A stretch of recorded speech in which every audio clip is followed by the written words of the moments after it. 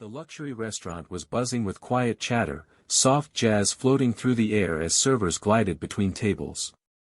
At one corner sat a billionaire, famous for his arrogance, surrounded by friends, boasting about his wealth. Every eye seemed drawn to him as he waved his platinum card with a smug smile, ready to settle the bill that cost more than most people's monthly salary. But then it happened. The waiter returned, nervous, shifting uncomfortably. "I'm sorry, sir, your card has been declined." The billionaire's face froze. His friends laughed awkwardly, unsure if it was a mistake. He snapped at the waiter, demanding they run it again. Still, declined. And that's when, from the next table, a young girl quietly stood up. She wasn't dressed in designer clothes. She wasn't surrounded by bodyguards or wealth. But her calm confidence made the entire room fall silent as she walked toward the billionaire's table. Everyone wondered, what could she possibly do next? The billionaire sneered as the girl approached, clearly annoyed. "This is adult business," he scoffed. "Go sit back down." But instead of retreating, the girl placed a small envelope on the table. Her voice was steady, and though she was young, every word carried weight. "I think you've forgotten something," she said. The billionaire frowned, confused. He opened the envelope, and inside was a receipt, a donation receipt, showing a massive sum he had pledged to a children's foundation months ago but had never followed through on. Gasps filled the restaurant. The man's friends leaned forward, whispering, while the billionaire's face turned red.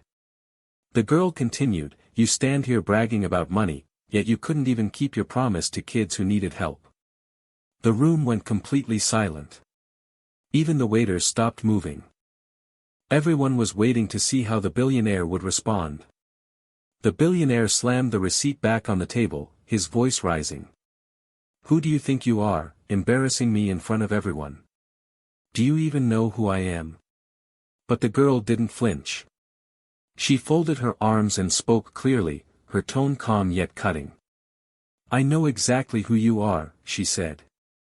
"And I know that when you made that promise, you looked a lot of children in the eye and gave them hope. But you didn't deliver. You left them waiting while you spent money on parties like this." A murmur swept through the crowd. People who moments earlier admired the billionaire's wealth were now staring at him with disgust. The confidence that usually surrounded him seemed to evaporate. One of his friends leaned in and whispered, "She's right, you know. Everyone knows about that foundation story. It was in the news."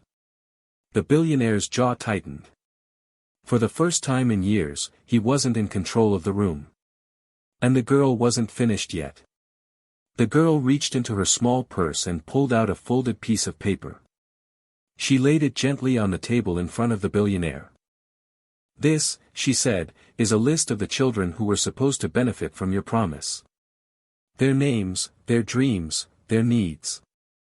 Some of them are still waiting for basic school supplies. Others are fighting illnesses. Do you understand what your broken word cost them?" The billionaire stared at the paper but didn't touch it.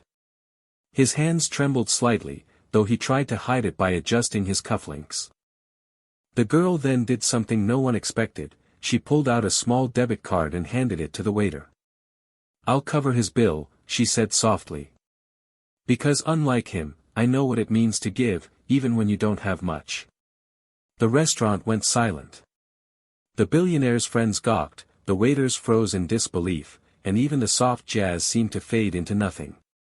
Everyone in the room had just witnessed the unthinkable, a young girl shaming a billionaire not with insults, but with generosity.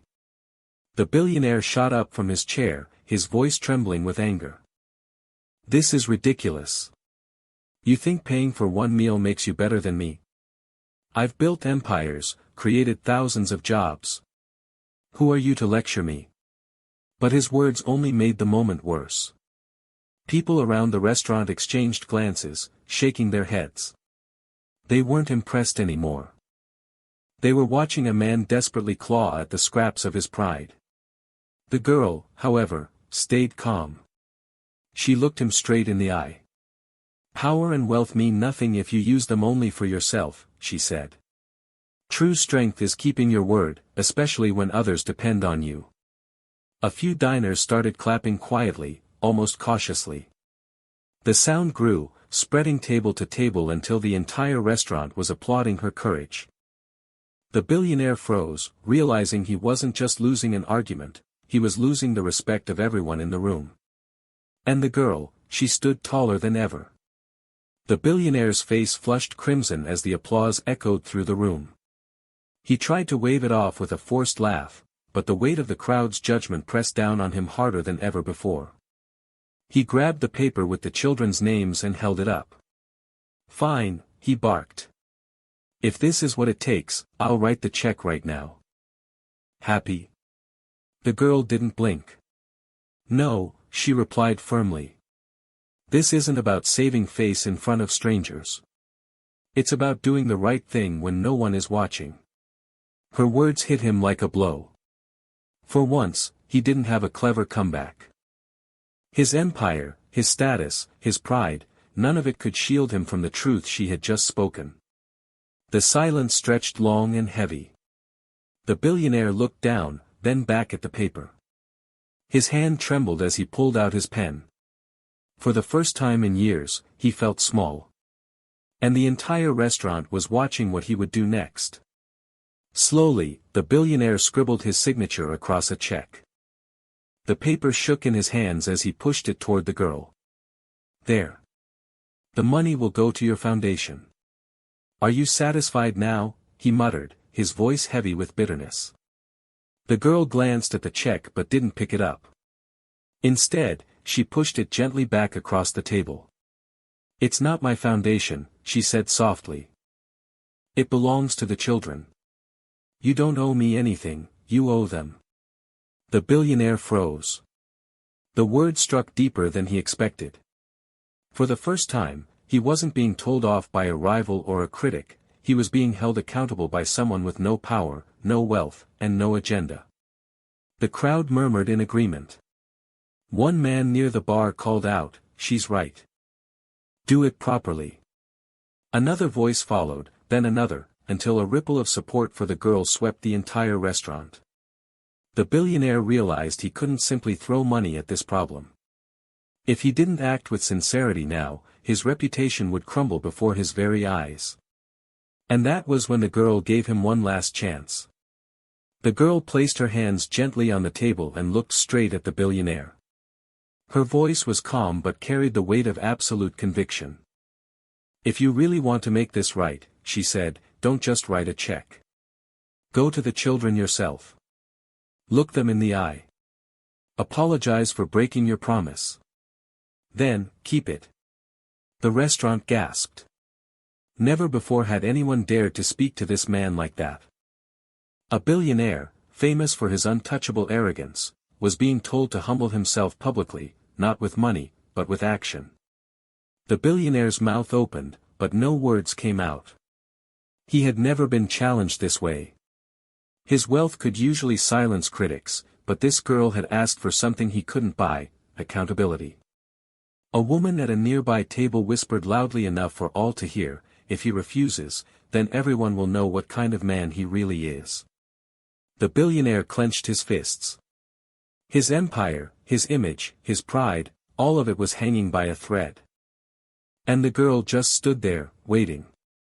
The billionaire swallowed hard, his usual smirk nowhere to be found. He looked around the restaurant, scanning the faces staring back at him, faces filled with expectation, judgment, and even disappointment. For the first time in his life, he realized money couldn't buy him out of this moment. He exhaled sharply and sat back down. You want me to go to them? He asked, almost as if hoping she'd back down. The girl nodded firmly. Yes. Go to them. Not as a billionaire, not as a man looking for applause, but as someone who broke a promise and is ready to fix it. The silence in the room was deafening. Then, slowly, the billionaire lowered his head. Fine, he muttered. I'll do it. A few people clapped, others murmured in disbelief. The transformation was unthinkable, a man who had lived his entire life untouchable was now agreeing to face the very people he once ignored. The girl's expression softened, but her words remained steady. "Do that," she said, "and maybe, for the first time, you'll understand what real wealth looks like." The billionaire had no answer. He only sat there, silent, humbled before the entire room. By the time the billionaire left the restaurant, the story had already begun to spread. Diners whispered into their phones, some discreetly recording, others posting online. Within hours, clips of the confrontation were flooding social media. Headlines lit up screens across the country, asterisk, billionaire humbled by young girl in public showdown. Asterisk. Comment sections exploded. Some people cheered the girl's bravery, calling her a hero. Others mocked the billionaire, saying his empire was built on pride and that he had finally been brought back down to earth. Meanwhile, the girl quietly disappeared into the crowd, not seeking fame or credit. She had no interest in headlines, her only concern was that the children finally got what they were promised. The billionaire, however, found himself cornered. His PR team was in a frenzy, his board members demanded answers, and reporters camped outside his office. Everyone wanted to know, would he really follow through? For the first time in decades, the billionaire's future wasn't in his own hands. It was in hers. A week later, the cameras followed the billionaire as he stepped out of a black car in front of a modest community center. He wasn't in his usual tailored suit, just a simple shirt and slacks. The air was heavy with anticipation. Inside, dozens of children sat waiting. Their parents stood nearby, arms folded, skeptical but curious. The billionaire paused at the doorway, the weight of their stares pressing down on him. For once, there was no red carpet, no applause, only accountability. He walked forward slowly, then stopped in front of the group. His voice cracked as he began. "I made a promise to you," he admitted, "and I broke it. I thought my wealth made me untouchable. I was wrong. I was selfish. And I am here to make it right." The room went still. Some parents exchanged glances, while the children leaned forward, wide-eyed. It wasn't just about money anymore, it was about whether this powerful man could truly humble himself.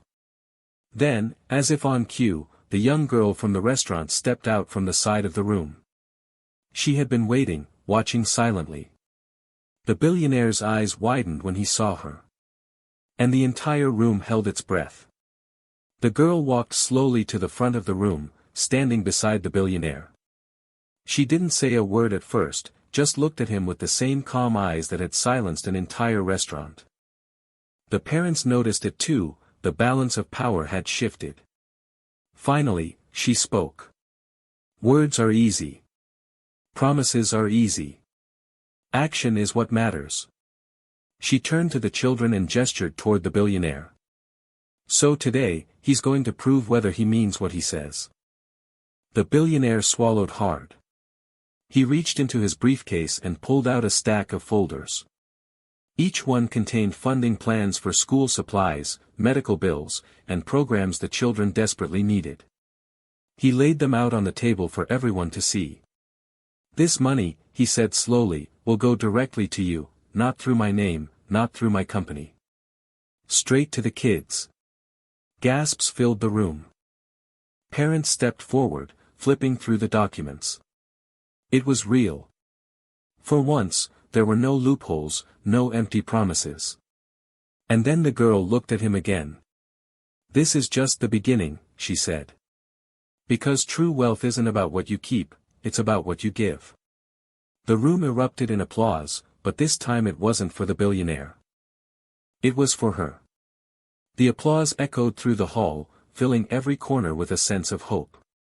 Parents wiped away tears, children smiled with wide eyes, and for once, the billionaire stood quietly in the background, not as the center of attention, but as a man learning a lesson he should have known long ago. The young girl stepped forward one last time. She didn't boast, she didn't gloat. She simply said, "Remember this day, not because of what he gave, but because of what you are worth." No promise is too small when it's made to you. The billionaire lowered his head, humbled in a way that money could never fix.